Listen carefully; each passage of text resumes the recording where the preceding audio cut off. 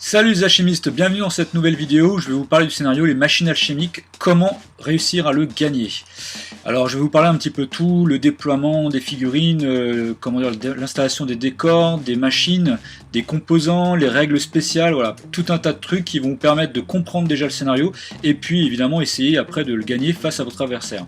Ce scénario existe depuis pas mal de temps, quasiment depuis 10 ans, c'est devenu vraiment un classique, c'est vraiment un super scénario. Voilà, bienvenue et c'est parti. Alors on commence en fait sur ce scénario à placer les machines, il y a 4 machines différentes, une machine air, eau, terre et feu. Donc le truc c'est de mettre un point central et ensuite de mettre les machines à 8 pouces en fait de ce point central, voilà, de 8 pouces du point central ici au bord de la machine, et on fait pareil. Le placement des machines n'a pas d'importance, vous pouvez les placer complètement aléatoirement, ça n'a pas d'importance en fait sur ce point là. Donc c'est vraiment le premier point à faire. Ensuite, le deuxième point, c'est d'attribuer en fait les zones de déploiement à chaque armée, donc à chaque joueur. Donc, comme vous pouvez le voir sur le plan, en fait, c'est croisé, c'est-à-dire il y a 2 zones de déploiement pour un joueur, deux autres zones de déploiement pour l'autre joueur. Donc, ce que je vais faire, voilà, je vais m'aider un petit peu des figurines en mettant comme ça ici. C'est juste pour faire un petit repère. Et là, je fais pareil ici et ici, comme ça, voilà. Pour les Calimans, c'est ici, et pour la Triade, c'est là. Donc vous voyez par rapport au schéma, comme je l'explique, il y a 2 zones de déploiement, en fait il faut les déterminer dès le départ du jeu. Ensuite on passe à l'installation des décors, donc je rappelle en fait on détermine aléatoirement quel joueur commence, et la pose des décors est alternée, donc il faut placer un premier décor, toujours à 3 pouces d'un objectif, pas dans la zone de déploiement adverse, si on disait que par exemple c'est les Calimans qui commencent à installer. Voilà, donc Caliman place ici, ensuite ça va être à la Triade de Jade qui va en placer un ici, donc toujours à plus de 3 pouces d'un décor, plus de 3 pouces d'un objectif ou d'un autre décor, et pas dans la zone de déploiement adverse. Admettons la Triade commence à placer, voilà, je fais un petit peu comme ça, un petit truc rapide, hop, et hop, donc je rappelle c'est tout le temps, c'est alterné en fait, Voilà, vous voyez le truc c'est qu'il faut qu'il soit au moins plus de 3 pouces d'un autre décor, d'un objectif, et pas dans la zone de déploiement adverse. Et ensuite c'est la pose des composants, donc c'est celui qui commence à poser, c'est celui qui n'a pas commencé à poser le décor, donc là en l'occurrence comme c'était les Calimans qui avaient commencé à poser les décors, donc c'est la Triade de Jade qui commence à placer les composants, donc voilà j'en place un ici, c'est alterné, par exemple voilà Caliman en place un là, alors il faut placer un composant par quart de table, vous voyez comme la Triade a déjà posé ici. Là en fait un quart de table c'est comme ça, je ne peux plus le placer dans cette zone, donc maintenant je suis obligé de placer dans une autre zone, par exemple je vais placer ici. La même chose en fait pour les Calimans qui eux ont déjà posé dans ce quart de table là, donc je vais en placer un ici. La Triade, voilà on a placé un là, et si je ne dis pas de bêtises je crois qu'il faut en placer un au moins dans un quart de table adverse, voilà c'est bien ça, donc là je vais en placer un ici, et Caliman donc en placer un de son côté, toujours un de son côté aussi dans son quart de table, donc il est obligé de placer maintenant dans un quart de table adverse, voilà par exemple ici. Donc je rappelle, on doit placer donc 3 composants, il faut qu'il y ait au moins 4 pouces entre chaque composant, que ce soit les vôtres ou ceux de l'adversaire, il faut en placer au moins un dans son quart de table, un dans le quart de table adverse, et le troisième est libre. Et on finit par le déploiement des figurines, donc comme je le rappelle en fait il y a chaque joueur à 2 zones de déploiement. Les zones de déploiement se trouvent à plus de 7,5 pouces des machines, généralement c'est à la médiane on va dire des machines. Donc c'est le joueur qui a plus de cartes de profil qui commence à se déployer. Là en l'occurrence sur ce que j'ai ça serait la même chose sur les listes que j'ai faites. Il y a 6 cartes d'un côté, 6 cartes de l'autre, donc quand c'est égalité, on fait un jet d'esprit en opposition, et celui qui le perd, le jet d'esprit en opposition, commence à se déployer. Donc admettons que c'est la Triade, donc voilà, la Triade, là va poser, je pose les 2 lanciers en même temps, on va dire, admettons, voilà, je pose un Jaraya pour les Calimans, ensuite je pose 2 autres lanciers ici, voilà, je pose là, comme ça, je vais faire un petit truc un peu rapide, hop, ici, ici. Alors, chose importante, c'est qu'il faut le même nombre de figurines dans une zone et dans l'autre. Par contre, voilà, ça c'est entre guillemets la seule contrainte. Hop, clac, ici 4 et ici 3. Voilà. Donc comme vous pouvez le voir ici, j'ai bien la Triade a bien 4 figurines d'un côté, 4 figurines de l'autre, et les Calimans ont bien 3 figurines et 3 figurines de l'autre. Alors la partie se joue en 16 points de victoire gagnants et on peut marquer au maximum 31 points. Donc comment on peut gagner des points? Donc soit on peut contrôler une machine, c'est-à-dire dépenser, enfin qu'une figurine arrive à un pouce ou moins d'une machine, dépenser un point d'action, et à la fin du tour, si la machine reste contrôlée par le joueur, il marque un point de victoire. Ou bien il peut arriver et dépenser une pierre, alors n'importe quelle pierre sur la machine, et dans ces cas-là, il va activer la machine, il marquera 2 points de victoire. Ou alors seuls les alchimistes, par exemple voilà un alchimiste, là le disciple de la triade, va dépenser la bonne pierre de la machine, donc là en l'occurrence ça serait une pierre feu, dépenser un PA avec la pierre, et dans ces cas-là la machine est éveillée. Je rappelle, il n'y a que les alchimistes qui peuvent le faire, et ça rapporte 4 points de victoire. Donc je rappelle, 1 point de victoire pour une machine contrôlée, 2 points de victoire pour une machine activée, ou 4 points de victoire pour une machine éveillée. Alors on passe maintenant aux règles spéciales du scénario. Donc la première, c'est le champ de pierre alchimique. Une fois par tour lors de son activation, toute figurine peut dépenser un point d'action afin de ramasser une pierre alchimique d'un élément déterminé aléatoirement. Donc une figurine alchimique, enfin voilà, on va commencer par ça. Admettons, je prends ici cette figurine qui va dépenser un PA par exemple pour faire une marche, et ensuite elle dépense un PA pour essayer de ramasser une pierre. Dans ces cas-là, je jette un dé blanc, c'est toujours un dé blanc. Si je fais par exemple de 1 à 4, je vais choisir je prends une pierre de mon élément. En l'occurrence, la triade de jade, c'est l'air, donc je prendrai une pierre blanche. Par contre, si je fais 5 ou 6, je choisis l'élément que je veux. Par exemple, ici, je suis proche de la machine de feu, je choisirai la machine, la pierre de feu, qui serait le plus intéressant pour moi. Autre possibilité, admettons ici, je vais choisir par exemple cette figurine qui a pisteur, donc admettons il fait pisteur, il va lancer par exemple, non je vais pas prendre ce cas là parce que là on va compliquer les choses avec le fait que ce soit un alchimiste. Je vais prendre cette figurine ici, voilà, qui est la sentinelle qui a 3 PA, qui fait une première marche et qui dépense 1 PA pour ramasser une pierre, et ici admettons je fais voilà un 1. Mais ça ne m'intéresse pas, moi ce que je veux avoir, donc là si je fais un 1, c'est l'élément de mon essence, donc je prends l'air, mais ça ne m'intéresse pas, je veux avoir l'eau. Dans ces cas-là, je peux dépenser un deuxième PA immédiatement en fait pour transformer entre guillemets la pierre air en eau. Et dans ces cas-là, je pourrais avoir l'eau. Alors précision, au niveau du lancer de dés, c'est toujours les dés en blanc, ça n'a rien à voir avec le niveau de santé de la figurine. Même si la figurine est en jaune ou en rouge, vous lancez quand même des dés blancs. Les alchimistes ont un avantage en fait sur ce scénario au niveau de la ramasse des pierres. Donc par exemple ici, si je prends le disciple de la triade, donc admettons qu'il soit concentré niveau 1, dans ces cas-là je vais lancer 2 dés. Voilà, donc évidemment ça me donne plus de possibilités. Là en l'occurrence par exemple je prendrais un blanc pour le 4, et admettons je choisis ici avec le 5, je choisis une feu. Voilà, donc c'est toujours une pierre plus 1 par rapport à son niveau de concentration. Alors au niveau des pierres que peuvent porter les figurines entre guillemets normales, elles ne peuvent porter qu'une seule pierre. Par contre les alchimistes peuvent en porter autant qu'ils le veulent. Alors autre règle spéciale, c'est le fait de pouvoir lâcher gratuitement une pierre alchimique. Alors j'explique. Par exemple, au début de son activation, une figurine peut très bien décider de lâcher une pierre. Admettons ici que cette figurine aurait une pierre eau. Il y a la machine de feu ici, ça ne m'intéresse pas. Enfin voilà, admettons qu'il veut neutraliser cette machine qui est contrôlée par l'adversaire. Il peut très bien au début, j'active la figurine. Au début de son activation, je peux décider de lâcher la pierre. Ainsi, je peux en prendre une autre, puisque je vous rappelle, une figurine non alchimiste ne peut porter qu'une seule pierre. Autre règle spéciale, les règles récupérées en fait par les alchimistes peuvent être utilisées soit pour l'amélioration des formules ou soit pour la substitution des formules. Je prends le cas ici, admettons, si cet alchimiste, le disciple, avait 2 pierres d'air en sa possession, il pourrait très bien l'utiliser par exemple dans le cadre d'une amélioration de formule, ou bien il peut les substituer, c'est-à-dire en fait la substitution, c'est 2 pierres qui remplacent en fait un composant. Donc il pourrait aussi très bien faire ça. Mais par contre, il n'y a que les siennes. Évidemment, si par exemple, admettons si là il avait aussi des pierres feu, ces pierres-là ne peuvent pas être utilisées pour l'amélioration des formules ou pour la substitution. Alors on en vient maintenant en fait aux règles des machines elles-mêmes. Donc les machines alchimiques, ce sont des tailles 1 au niveau des...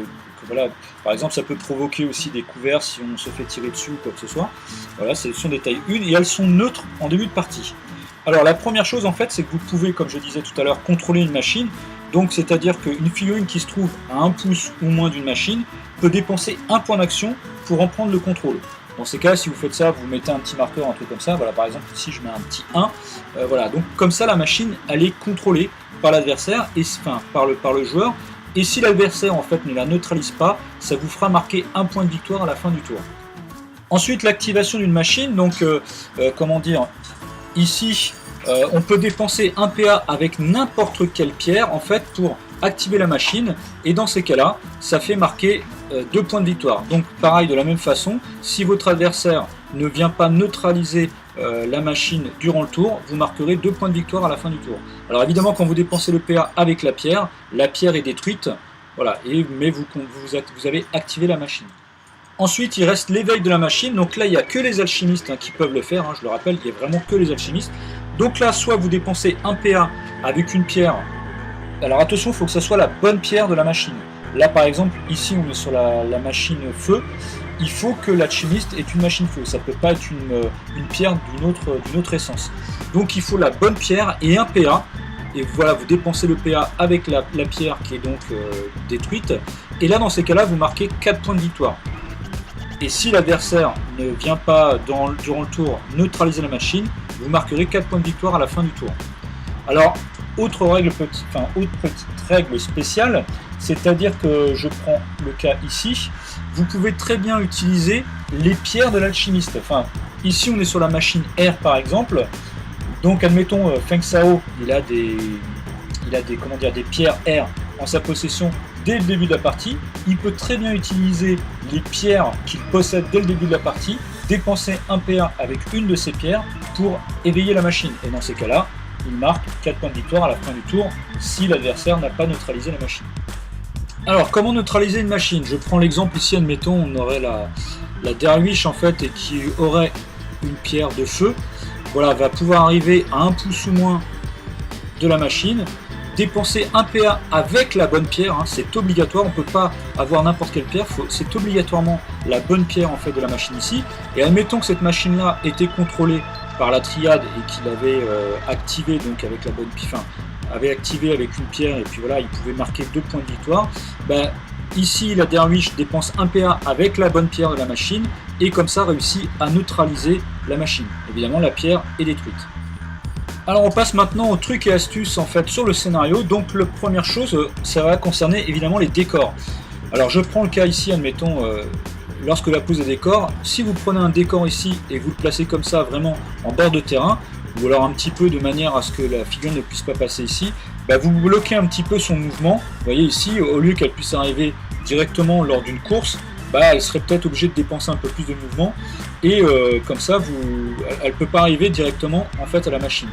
Donc ça voilà, c'est déjà un premier truc, en fait, le fait de mettre des décors sur le chemin par rapport aux zones de déploiement et de bloquer un peu l'adversaire. C'est aussi une bonne chose des fois pour vous protéger. Vous voyez par exemple, vous pouvez mettre ici, si vous jouez la triade, quelquefois il peut y avoir des figurines qui ont beaucoup de mouvement, qui ont 3 PA ou 4 PA, par exemple la lame de la garde tigre pour la triade de Jade qui va pouvoir faire une marche et charger. Si vous mettez en fait un décor ici un petit peu vous protéger, ou bien aussi par rapport au tir par exemple, ça peut servir aussi à ça. Donc aussi bien à bloquer les mouvements de l'adversaire que vous à vous protéger soit des tirs ou soit d'une attaque adverse. Alors deuxième truc, ça concerne en fait les composants.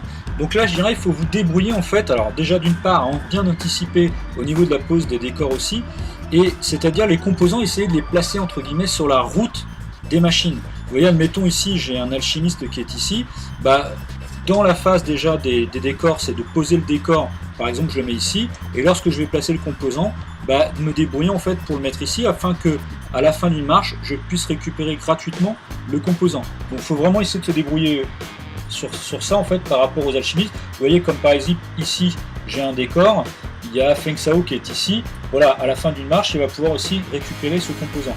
Donc il faut essayer de vous débrouiller en fait à essayer de faire ça. Ça peut aussi optimiser en fait le placement, notamment pour vos alchimistes de pouvoir récupérer des composants. L'astuce suivante en fait c'est au niveau du déploiement. Il faut essayer vraiment de vous débrouiller pour essayer d'équilibrer en fait en termes de points d'action vos deux groupes. Parce que si quelque part ici vous mettez, je prends l'exemple ici, vous mettez que des 4 PA et ici voyez, vous mettez Feng Sao comme ça, voilà.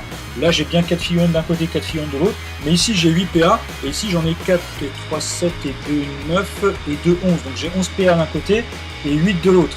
Alors ce groupe là va être un peu plus fort, mais celui-ci il va l'être beaucoup moins. Et ici, comme vous avez que des figurines de PA, vous allez pouvoir faire beaucoup moins de choses, évidemment, que celui-ci. Vous avez fini une 4 PA, 3 PA. Ici, le 2 PA, en plus, c'est la pisteur. Voilà, donc essayez d'équilibrer vraiment en termes de points d'action vos figurines. Si vous avez figurine 3 PA, vous mettez un 3 PA d'un côté, 3 PA de l'autre.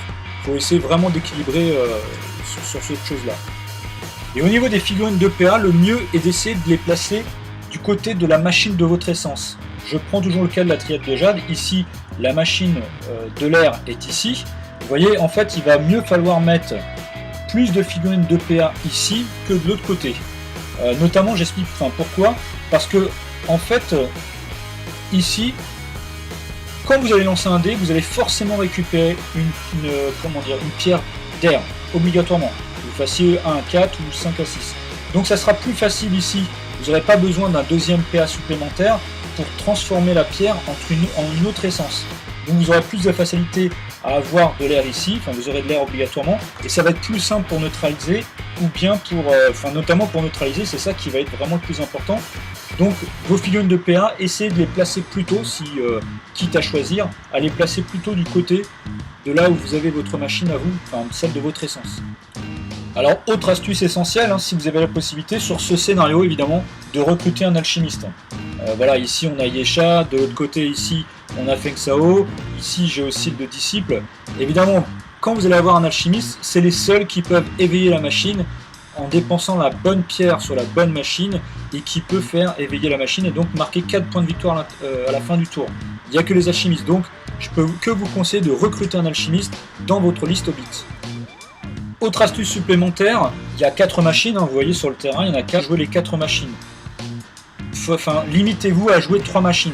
Si vous jouez 3 machines, c'est déjà quelque part, et si vous réussissez à les contrôler, les activer ou les éveiller, peu importe, ça veut dire que vous prendrez déjà la main mise normalement. Donc concentrez-vous sur 3 machines, n'essayez pas de jouer les 4, de vous éparpiller, concentrez vos forces et concentrez-vous seulement sur 3 machines.